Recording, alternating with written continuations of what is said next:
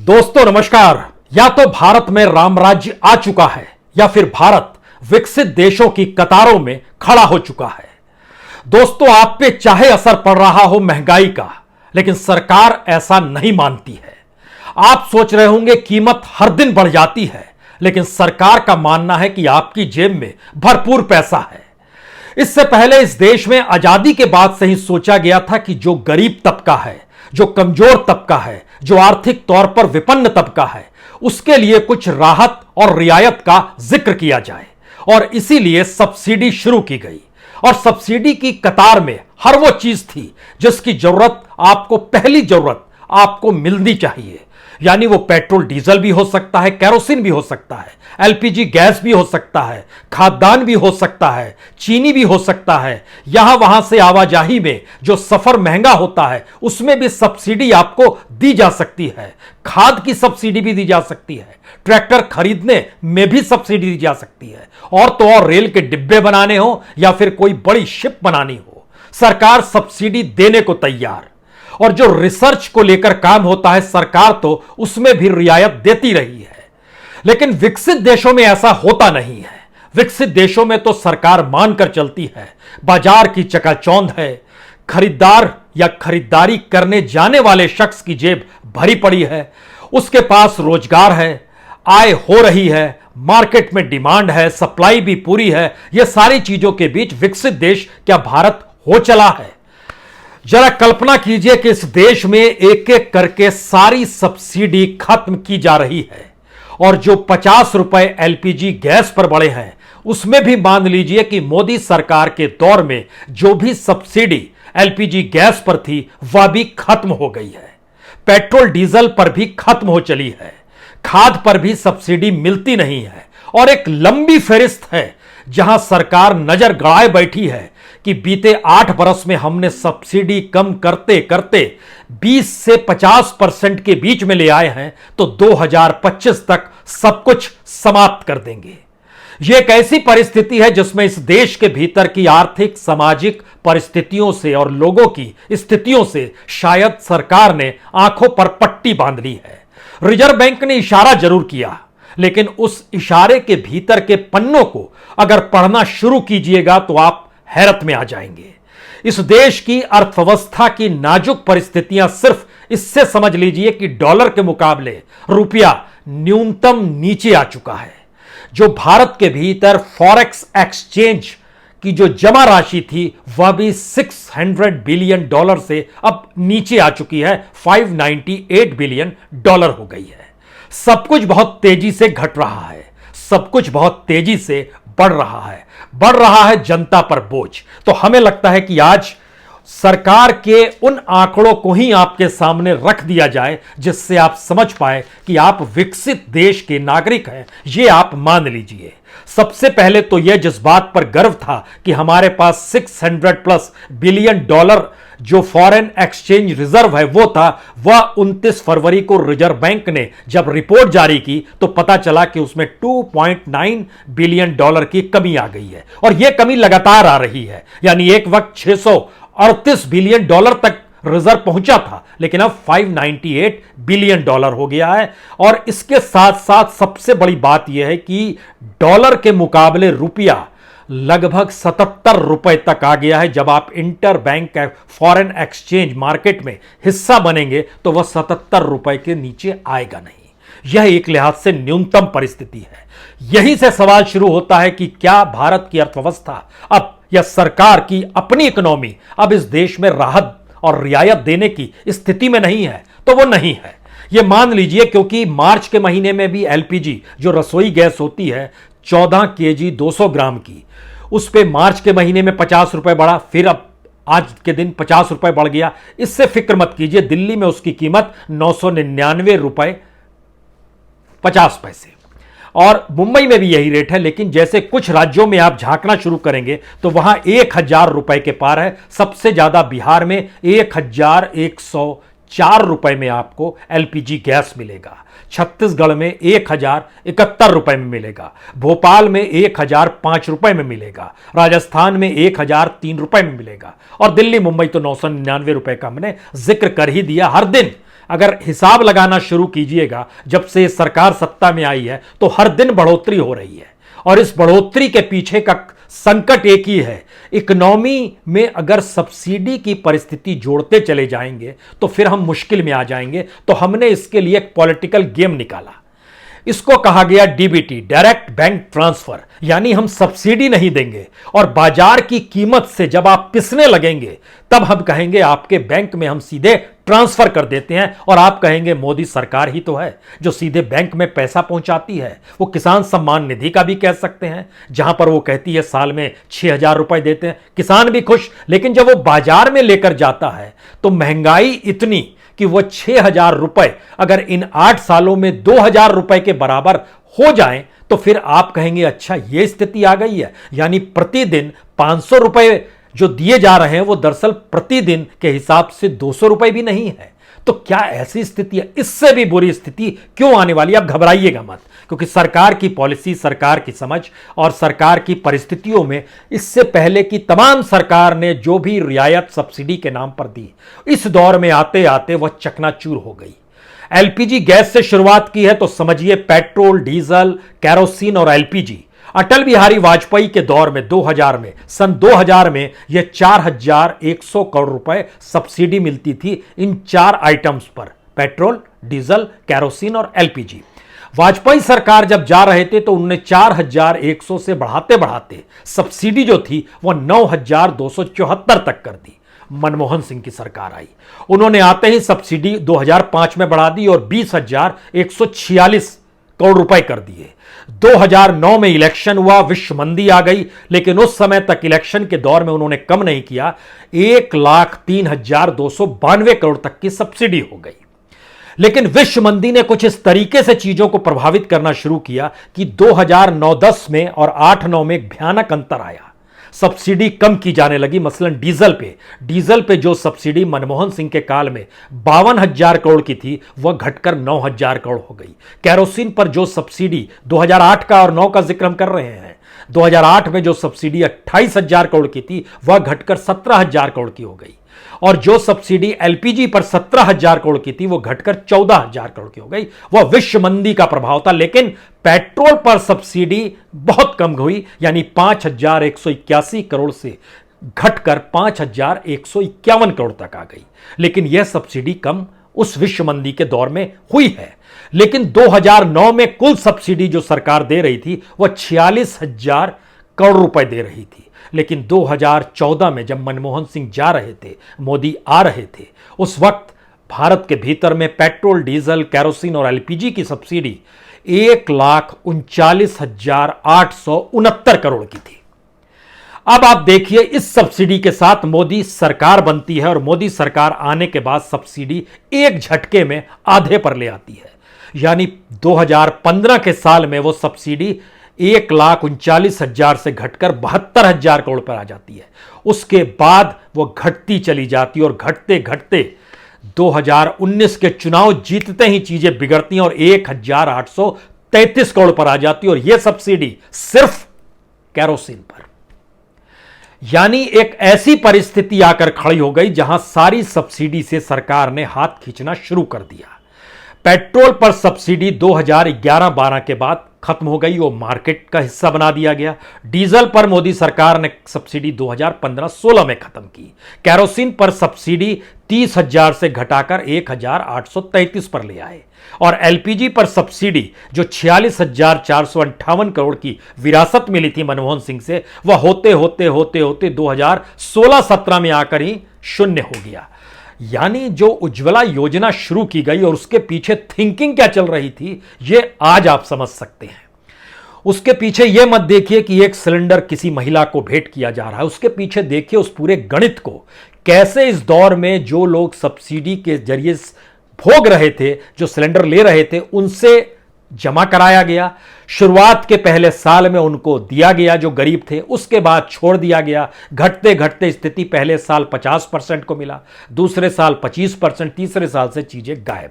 Election के समय ऐलान जरूर। यह उस इकोनॉमी का हिस्सा है जो सब्सिडी के आश्रय चलती है। अब सवाल यह है कि अगर इस एनर्जी वाले एस्पेक्ट पे चीजें खत्म हो गई, तब क्या वाकई दूसरी जगहों से भी चीजें खत्म हो जाएंगी? लगता यही है, क्योंकि इस दौर में सरकार की स्थिति इतनी नाजुक हो गई है। जरा एक हिस्सा यह भी समझ लीजिए, विश्व बाजार में क्रूड ऑयल जो है $105 प्रति बैरल मिल रहा है। रशिया ने कहा हम 30% कम कर देंगे। 30% कम का मतलब यह हुआ कि लगभग हम आपको $72 प्रति बैरल देंगे।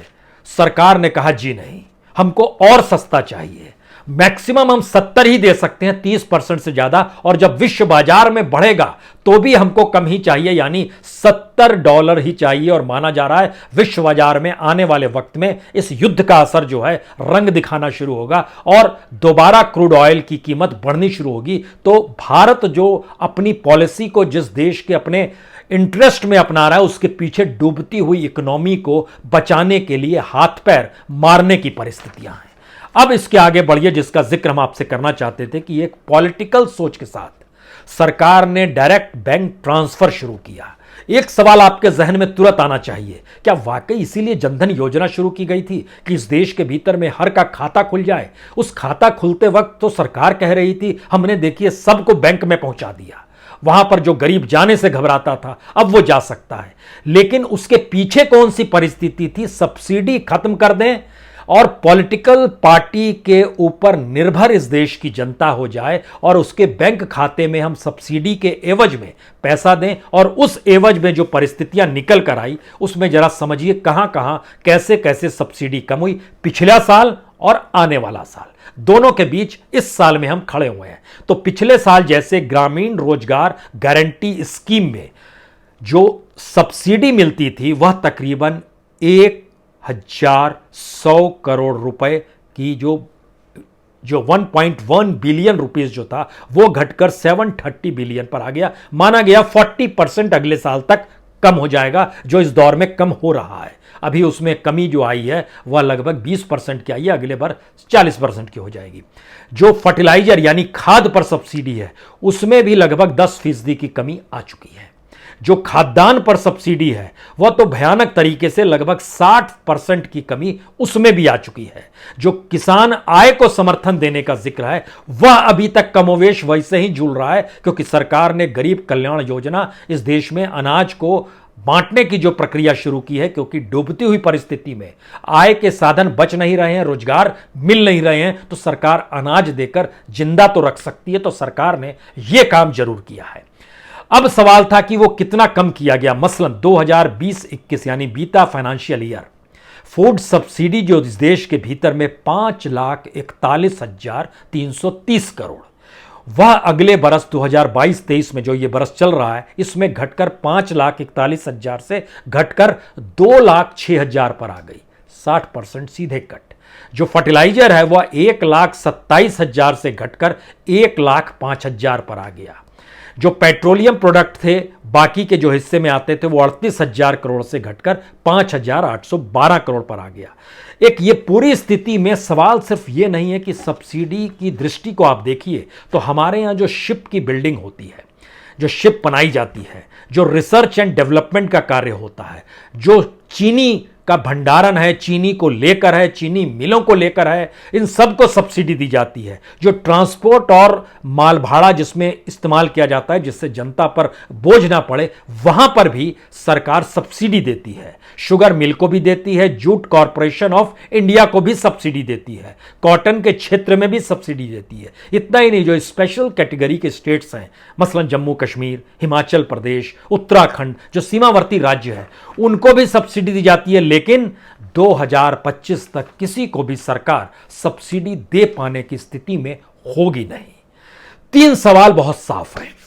सब्सिडी इसलिए है क्योंकि भारत के भीतर माना गया असमानता तो है ही, लेकिन एक तबके के पास बाजार मूल्य में वस्तुओं को खरीद पाने की ताकत नहीं है। यह खुले तौर पर तमाम सरकारों ने माना, हमारा कॉन्स्टिट्यूशन भी इस बात को मानता है।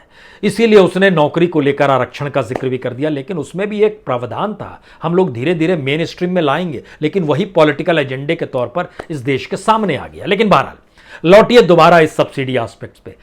क्या वाकई इस देश में अलग अलग शहरों में अलग अलग तबके और वर्ग समुदाय के लोगों की आय एक समान है? क्या उसमें असमानता इतनी कम है कि जो गांव का एक बच्चा बिस्कुट खरीदने जाए और 10 रुपए का बिस्कुट ले और शहर का बच्चा जो बिस्कुट लेने 10 रुपए जाए, दोनों जो 10 रुपए खर्च करते हैं, तो इसके लिए यह हो सकता है 10 रुपए अधन्नी के बराबर हो, लेकिन उसके लिए 10 रुपए हो सकते हैं कि वह उसके पूरे एक दिन का खर्चा हो। लेकिन दोनों को एक साथ लाने का प्रयास इस दौर में सरकार कर रही है। सबके लिए बाजार है, बाजार के खरीदने के लिए ताकत नहीं है तो हम डीबीटी डायरेक्ट बैंक ट्रांसफर पैसा कर देंगे, लेकिन सब्सिडी और रियायत नहीं देंगे। यानी आप पैसे के लिए सरकार की योजनाओं पर निर्भर हो जाइए, जब वो पैसा रिलीज करे तब आप ताली बजाइए। और ये पैसा रिलीज करना वो सरकार का पैसा नहीं है, इस देश के उस बजट सिस्टम का पैसा है जिसमें टैक्स पेयर का पैसा आता है। वो जीएसटी से आता है, वो डायरेक्ट टैक्स से आता है, वो सेस से आता है, वो अलग अलग माध्यमों से आता है, क्योंकि सरकार के पास कोई दूसरा कमाई का साधन बच ही नहीं पा रहा है। तो सरकार क्या करे?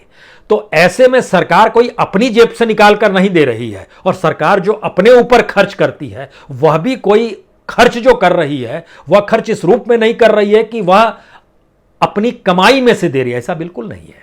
इसको थोड़ा और सरलता से इस रूप में समझिए कि जो सांसदों को जो सुविधाएं मिलती हैं, घर की, टेलीफोन की, सफ़र की, मेडिकल सुविधाएं, दुनिया भर की सुविधाएं जो मिलती हैं, उसका जो एनालिसिस किया गया था 2 साल पहले, 2020 का हम आपसे जिक्र कर रहे हैं, वो कुल संख्या जो बनती थी, कहा जाता था कि जो सांसदों की आय है उसके अलावे जो सुविधा है, अगर उसको मार्केट रेट से जोड़ दिया जाए तो वो तकरीबन 5 लाख बन जाता है। घर देना, उस पर तमाम तरह की सुविधाएं देना, हवाई जहाज में सफ़र कर सकते हैं, रेलगाड़ी में फर्स्ट क्लास में परिवार के साथ घूम सकते हैं, विदेश जाने का भी उसमें किराया हो जाता है, सब कुछ शरीक होता है। 2 साल पहले और आज की स्थिति में सांसदों को इस बाजार मूल्य के हिसाब से जो रकम पड़ती है वो 5 लाख नहीं, अब 10 लाख हो गई है। विधायकों का भी यही हाल है। यानी आम आदमी को बाजार से जोड़ दीजिए और पार्लियामेंट के भीतर पार्लियामेंट्रीज और विधानसभा में एमएलएस को लेकर बताइए कि उन्हें तो बहुत कम पैसा मिल रहा है। उनके उस पे मत जाइएगा जो मंथली मिलता है, किसी को 2 लाख मिलता है, किसी को 1.5 लाख मिलता है, किसी को 3 लाख मिलता है, उस पे मत जाइए। जो सुविधाओं का बंडल पूरा आता है, तो क्या वाकई ऐसे लोग और वो गरीब लोग इस देश के भीतर में दोनों एक कतार में खड़े हो सकते हैं? नहीं हो सकते हैं। सब्सिडी इसीलिए उन्हीं को दी जाती है, कैरोसिन ऑयल तक में दी जाती है, वह भी अब खत्म कर दी गई। एलपीजी गैस जो रसोई गैस थी उसमें दी जाती थी, वह भी खत्म कर दी गई। पेट्रोल डीजल तो खत्म कर दिया गया। किसान को खाद चाहिए, उसमें सब्सिडी बड़ी तेजी से घटाई जा रही है। जो खाद्यान्न राशन का है उसके ऊपर भी सरकार काम कर रही है कि हम राशन दुकान से अनाज क्यों बांटते हैं और सब्सिडी क्यों देते हैं। खाद्यान्न पे भी लगातार सब्सिडी कम की जा रही है, और सरकार का मानना है कि बाजार से खुद जाकर लोग अनाज खरीद लें, हम उनको पैसा दे देंगे, डायरेक्ट बैंक ट्रांसफर कर देंगे, लेकिन हम अपने तौर पर सब्सिडी नहीं देंगे। पहला असर, इस देश का हर व्यक्ति उस बाजार से जुड़ जाए जिस बाजार पर सरकार की नहीं चले, प्राइवेट लोगों की चले। वो मुनाफा कमाने के लिए जितनी भी कीमत में और जिस भी कीमत में लगाएं, सब लोग एक बराबर एक कतार में खड़े हो जाएं। जिनके पास पैसा नहीं, सरकार की तरफ टकटकी लगा कर देखें। पहला असर। दूसरा असर, जो न्यूनतम जरूरतें हैं, न्यूनतम जरूरत में पानी भी आता है, न्यूनतम जरूरतों में बेसिक स्वास्थ्य सेवा भी आती है। सरकार ने इस दौर में प्राइवेटाइज चीजों को सौंपना जो शुरू किया, वह बोतल बंद पानी तक सीमित नहीं रहा, जिसका कि इस वक्त जो पूरा बाजार है इस देश के भीतर में, वह तकरीबन 16 लाख करोड़ से ज्यादा का बाजार है। यानी इस देश के भीतर में अगर वाटर ट्रीटमेंट प्लांट भी लगा दिए जाए तो वह भी इस देश के हर जिले में लग सकते हैं। 16 लाख करोड़ का मुनाफा एक तरफ चला जाए और सोचिए दूसरी तरफ वाटर ट्रीटमेंट प्लांट लगाकर हम कुएं से पानी निकालकर साफ पानी भी देना शुरू कर दें, वह भी स्थिति आ सकती है इस देश में। लेकिन सरकार ने वो रास्ता नहीं चुना। सरकार ने कहा हमें तो जनता ने चुना है। तो जनता ने जब चुना है तो हमारा काम क्या है? हमारा काम है कि किसी भी हालत में पैसे की उगाही ज्यादा से ज्यादा होती रहे। जनता पर क्या बोझ पड़ रहा है, कैसे पड़ रहा है? बोझ पड़ेगा तो जनता हम ही से कहेगी हम ही को वोट दिया तो हम उसको कुछ पैसा दे देंगे। यानी ये एक नई परिस्थिति थी कि प्रॉफिट बेस्ड इकोनॉमी के लिए प्राइवेट सेक्टर को पैरेलल में खड़ा किया जाए और जो गवर्नेंस है या फिर जो सार्वजनिक उपक्रम है उनको ध्वस्त किया जाए। दूसरी परिस्थिति आ गई। तीसरी परिस्थिति ज्यादा संकटमय है। जो युद्ध की परिस्थितियों के भीतर जो क्रूड ऑयल का संकट शुरू हुआ है और जिस तरीके से इस बार गेहूं का भंडारण भी सरकार नहीं कर पा रही है, क्योंकि विश्व बाजार में गेहूं की मांग है, तो सरकार ने प्राइवेट व्यापारियों को इजाजत दे दी कि आप जो है दुनिया के बाजार में अनाज बेचिए, किसानों को ज्यादा रकम दे दीजिए। यानी अपना सिस्टम तभी फायदे में रहेगा जब विदेश की परिस्थितियां हम पर लाभ पहुंचा दे। लेकिन विदेश की परिस्थितियां अगर नुकसान पहुंचाने की स्थिति में आए तो क्या आएगा? पाम ऑयल की कीमत बढ़ जाएगी, क्रूड ऑयल की कीमत बढ़ जाएगी, हमारे पास तमाम चीज़ों की कीमतें बढ़ती चलाई, हम किसी रोकने को तैयार नहीं होंगे, और हमारे पास जो जमा पूंजी है वो घटनी शुरू हो जाएगी, जो हो रही है। जो फॉरेक्स एक्सचेंज रिजर्व है वो घटना शुरू हो रहा है, डॉलर के मुकाबले रुपया और कमज़ोर होता जाएगा। तो आप विश्व बाजार से जो भी चीज़ इंपोर्ट करते हैं, जो मंगाते हैं, कल तक जिसकी कीमत $100 होती थी, आज की तारीख में वह आपको $100 से ज़्यादा रुपए की तुलना में लेकर आइएगा, तो आपको $150 के बराबर रुपया देना पड़ेगा। तो आप क्या करेंगे? कोलैप्स होती इकोनॉमी की और कोलैप्स होती परिस्थितियों के बीच में वह पूरा स्ट्रक्चर जो एक वेलफेयर स्टेट का था, कल्याण राज्य का था, वह तो ध्वस्त हो चुका है। अब इससे इनकार नहीं किया जा सकता है। अगला सवाल सिर्फ इतना है कि इस इकोनॉमी को संभाले कौन और संभले कैसे, क्योंकि सरकार जिस रास्ते पर चल गई है उसमें गवर्नेंस के खर्च कम नहीं हो रहे हैं। सरकार के लिए के भीतर से कोई संदेश नहीं निकला है कि इस देश की इकोनॉमी डामाडोल है। सरकार मानकर चल रही है सब कुछ बेहतर है और हम दुनिया की तमाम इकोनॉमी के साथ खड़े होने की परिस्थितियों में हैं। लेकिन संकट की पूरी फहरिस्त ये 50-50 रुपए जो एलपीजी पर बढ़ती है, या फिर जो कॉमर्शियल गैस थी जो 2335 रुपए तक पहुंच गई, और अब प्राइवेट बाजार से जब लेने जाते हैं तो 2500 के पार पहुंचती है, तो समझना होगा कि इन 8 सालों में ऐसी कौन सी परिस्थिति आ गई जिससे वह कीमत इससे पहले जो आधे से भी कम थी अब दुगनी से ज्यादा हो गई।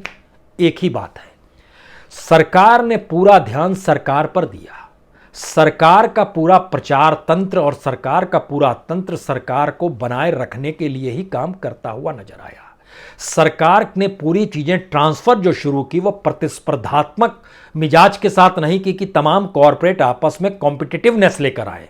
उसने कौड़ियों के मोल अपने करीबियों को देना शुरू किया और वह एक वेल प्लान्ड के साथ चीजें शिफ्ट होने लगी पॉलिटिकल पार्टी के पास, और हजारों करोड़ रुपए जो पॉलिटिकल फंडिंग में तब्दील होने लगी, उसका असर इस 50 रुपए से भी जुड़ा है और पेट्रोल डीजल की कीमत से भी जुड़ा है, खाद ना मिल पाने की स्थितियों से भी जुड़ा है, पाम ऑयल की बढ़ती कीमतों से भी जुड़ा है, दाल की बढ़ती कीमत, मसाले की बढ़ती कीमत। आपको जहां जोड़ना है, जो जोड़ना है जोड़ते चले जाइए, लेकिन एक चीज समझ लीजिए, ये पहला मौका होगा जो निकल कर आ रहा है कि 2025 के बाद से इस देश में सब्सिडी नहीं होगी। हमारी इकोनॉमी विकसित देशों की कतार में होगी और जनता पर जो बोझ, उसका रोना गाना जो है वह अपने तौर पर समझ ले, लेकिन हम अब कोई राहत रियायत देने की परिस्थितियों में नहीं है, क्योंकि हमें लगता है सब बेहतर है, सब शानदार है। चंगा नहीं बोलेंगे, शानदार है। बहुत बहुत शुक्रिया, बहुत बहुत शुक्रिया।